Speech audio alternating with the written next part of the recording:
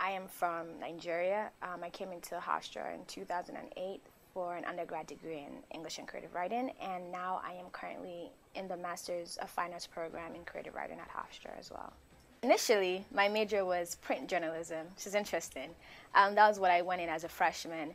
And then I realized that I didn't like the fact that the writing was too structured. You know, it was like you had to write about this, there were rules and things like that. So I decided to switch to creative writing because then I had started writing poetry, but I was not very good. I just had potential. So I thought, you know, I might want to grow at this. Coming to New York wasn't as hard as I thought it would be because in Nigeria, I live in the city, and the name of my city is called Lagos, and Lagos is a lot like New York City. It has everything, the traffic, too many people and things like that. I quickly became involved in a lot of things, like I joined a lot of groups on campus. I tried to be as involved as much as I could. Well, I meet new people and sort of like immerse myself in a culture and just not be this strict African girl that came with all her values and ideas, and not share with other people and learn about them as well. My first poetry teacher, Maria Roberts, she was amazing.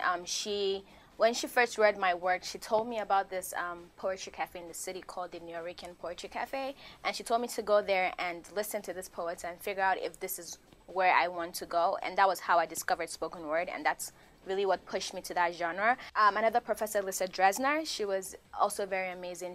When I told her I was going to get my degree in my MFA, she pushed me and said that it would be a very great idea because she had seen my work. A fiction professor that was very helpful as well, encouraged me in my work, and also told me to, if I was ever thinking of getting an MFA, I should, you know, think about fiction. And I was leaning towards that, but, you know, I thought since I had written more poems over the course of the 4 years here, that I figured that it would be better for me to, you know, kind of craft my talent in that area. The MFA program is definitely very different from what I experienced in undergrad. In my first undergrad poetry class, I think we're about maybe 20 in the class. Here, the class is smaller.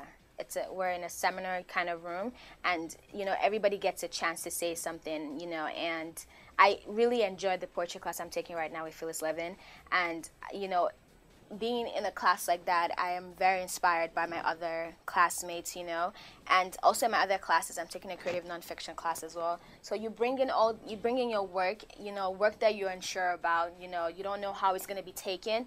It's very helpful, you know, to tell you what you need to work on, you know, and nobody feels like they're bigger than you or better than you, you know, so they help as much as they can. And then me being a writer as well, you know, I look at their work and I say, okay, I don't want to like change your words and make you write what I think is better for you, but, you know, if you did this a little differently, or if you thought about putting this here instead, it'll be better. And people do actually listen to the comments, you know. I really like the MFA program, you know, and I'm not just saying that, but I really do. I think it's a wonderful environment to be in. Being a spoken word artist, you don't have to learn your poems, but it's advice that you do, and you get on stage and you sort of perform your poetry how you want it to be heard, because, you know, writing it down, people might read it differently from how it sounds in your head. Spoken word is definitely like, it's one of those arts that you have to really like sit down and enjoy. You have to like listen to a spoken word artist. You can't just listen to a spoken word artist and just be like, oh, okay, that was nice.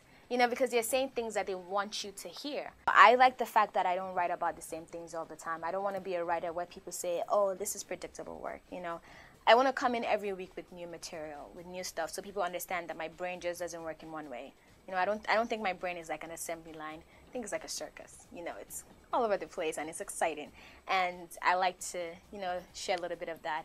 After grad school, I definitely want to pursue my PhD. I just recently realized that I want to get my PhD in Africana Studies because that was my minor undergrad, and I don't want to let that go to waste. So I definitely want to be very involved with my country, but at the same time, I want to work in America and sort of like merge these two places together. So I'm hoping that between my master's and my PhD, I start working somewhere that's going to be fulfilling for me. And then after that, you know, I might be a professor. I just want to be somewhere where I can work and be creative. I think it's important not to just make friends with people that I like.